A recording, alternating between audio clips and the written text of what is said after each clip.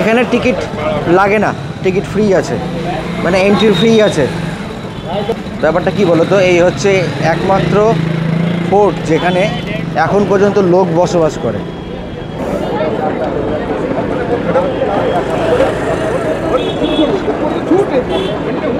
দারুণ লাগছে দেখতে না?